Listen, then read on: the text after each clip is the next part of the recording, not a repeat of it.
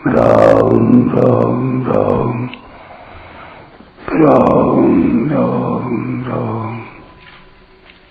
राम राम राम नारायण नारायण। एवं परम्परा प्राप्त इमं राजर्षयो विदुः सकाले नेह महता योगो नष्ट परंतप। दूसरा श्लोक। हे परंतप, इस तरह परंपरा से प्राप्त इस योग को राजर्षियों ने जाना, परंतु बहुत समय बीत जाने के कारण वह योग इस मनुष्य लोक में लुप्त प्राय हो गया। व्याख्या। एवं परंपरा प्राप्त इमं राजर्षयो विदुः। सूर्य, मनु, इक्ष्वाकु आदि राजाओं ने कर्मयोग को भली भांति जानकर उसका स्वयं भी आचरण किया और प्रजा से भी वैसा आचरण कराया। इस प्रकार राजर्षियों में इस कर्मयोग की परंपरा चली। यह राजाओं क्षत्रियों की खास निजी विद्या है, इसलिए प्रत्येक राजा को यह विद्या जाननी चाहिए।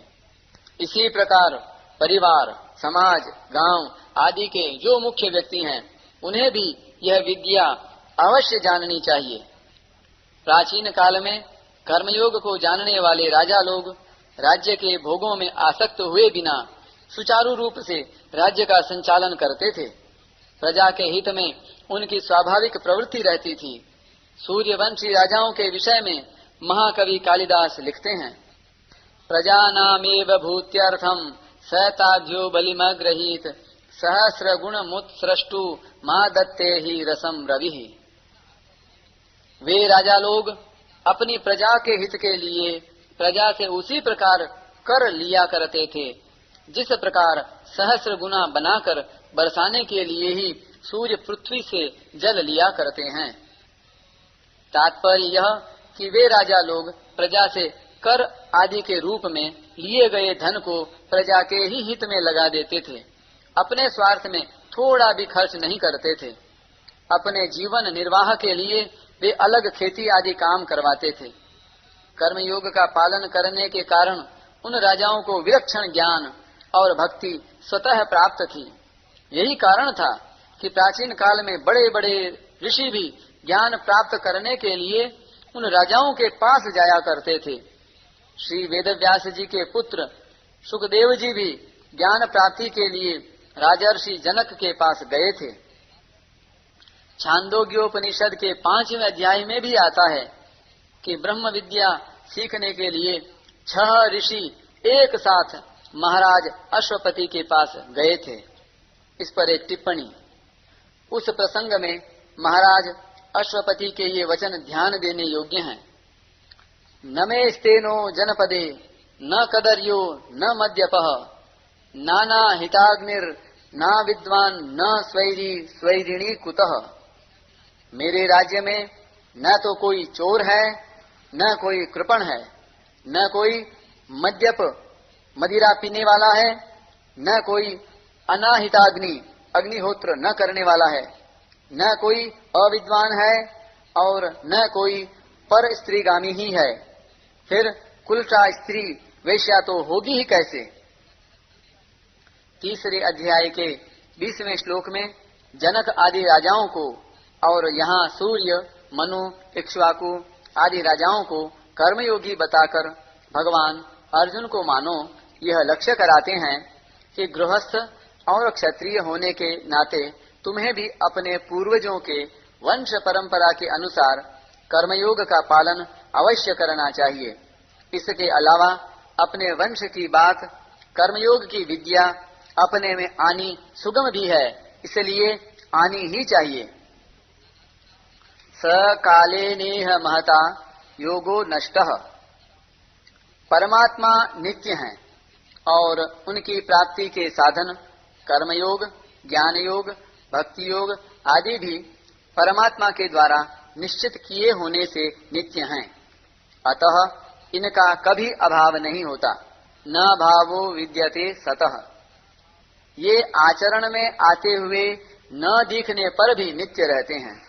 इसीलिए यहाँ आए नष्टः पद का अर्थ लुप्त अप्रकट होना ही है, अभाव होना नहीं। पहले श्लोक में कर्मयोग को अव्ययम अर्थात अविनाशी कहा गया है।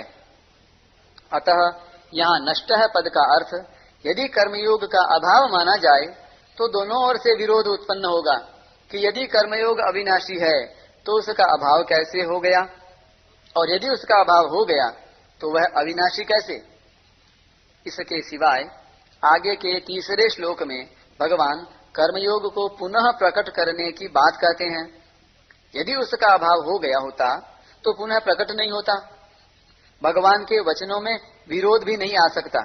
इसलिए यहाँ यह नष्टः पदों का तात्पर्य यह है कि इस अविनाशी कर्मयोग के तत्व का वर्णन करने वाले ग्रंथों का और इसके तत्व को जानने वाले तथा उसे आचरण में लाने वाले श्रेष्ठ पुरुषों का इस लोक में अभाव सा हो गया है।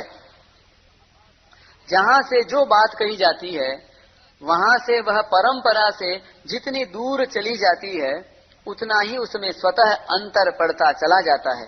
यह नियम है। भगवान कहते हैं कि कल्प के आदि में मैंने यह कर्मयोग सूर्य से कहा था, फिर परंपरा से इसे राजर्षियों ने जाना, अतः इसमें अंतर पड़ता ही गया और बहुत समय बीत जाने से अब यह योग इस मनुष्य लोक में लुप्त प्राय हो गया है। यही कारण है कि वर्तमान में इस कर्मयोग की बात सुनने तथा देखने में बहुत कम आती है। कर्मयोग का आचरण लुप्त प्राय होने पर भी उसका सिद्धांत अपने लिए कुछ न करना सदैव रहता है, क्योंकि इस सिद्धांत को अपनाए बिना किसी भी योग का, ज्ञान योग, भक्ति योग आदि का निरंतर साधन नहीं हो सकता। कर्म तो मनुष्य मात्र को करने ही पड़ते हैं। हाँ, ज्ञान योगी विवेक के द्वारा कर्मों को नाशवान मानकर कर्मों से संबंध विच्छेद करता है, और भक्ति योगी कर्मों को भगवान के अर्पण करके कर्मों से संबंध विच्छेद करता है। अतः ज्ञान योगी और भक्ति योगी को कर्मयोग का सिद्धांत तो अपनाना ही पड़ेगा, भले ही वे कर्मयोग का अनुष्ठान न करें। तात्पर्य यह कि वर्तमान में कर्मयोग लुप्त प्राय होने पर भी सिद्धांत के रूप में विद्यमान ही है। वास्तव में देखा जाए तो कर्मयोग में कर्म लुप्त नहीं हुए हैं, प्रत्युत कर्मों का प्रवाह अपनी ओर होने से योग ही लुप्त हुआ है। तात्पर्य यह है कि जैसे संसार के पदार्थ कर्म करने से मिलते हैं, ऐसे ही परमात्मा भी कर्म करने से मिलेंगे। यह बात साधकों के अंतःकरण में इतनी दृढ़ता से बैठ गई है कि परमात्मा नित्य प्राप्त हैं, इस वास्तविकता की ओर उनका ध्यान ही नहीं जा रहा है। कर्म सदैव संसार के लिए होते हैं और योग सदैव अपने लिए होता है। योग के लिए कर्म करना नहीं होता, वह तो स्वतः सिद्ध है। इस पर एक टिप्पणी है। लोक हितार्थ अपने कर्तव्य का, स्वधर्म का पालन करने से योग सिद्ध होता है। अतः यह करना भी वास्तव में न करने के लिए अर्थात करना समाप्त करने के लिए ही है।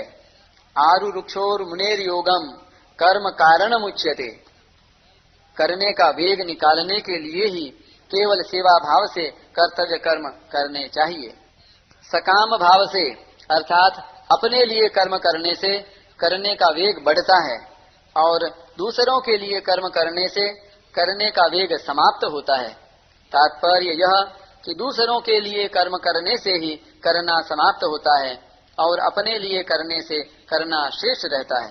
करना समाप्त होने पर स्वतः सिद्ध योग का अनुभव हो जाता है। अतः योग के लिए यह मान लेना कि वह कर्म करने से होगा, यही योग का लुप्त होना है। मनुष्य शरीर कर्मयोग का पालन करने के लिए अर्थात दूसरों की निस्वार्थ सेवा करने के लिए ही मिला है, परंतु आज मनुष्य रात दिन अपनी सुख सुविधा सम्मान आदि की प्राप्ति में ही लगा हुआ है। स्वार्थ के अधिक बढ़ जाने के कारण दूसरों की सेवा की तरफ उसका ध्यान ही नहीं है। इस प्रकार जिसके लिए मनुष्य शरीर मिला है उसे भूल जाना ही कर्मयोग का लुप्त होना है। मनुष्य सेवा के द्वारा पशु पक्षी से लेकर मनुष्य, देवता, पितर, ऋषि, संत महात्मा और भगवान तक को अपने वश में कर सकता है, परंतु सेवा भाव को भूलकर मनुष्य स्वयं भोगों के वश में हो गया, जिसका परिणाम नरकों में तथा 84 लाख योनियों में पड़ जाना है। यही कर्मयोग का छिपना है।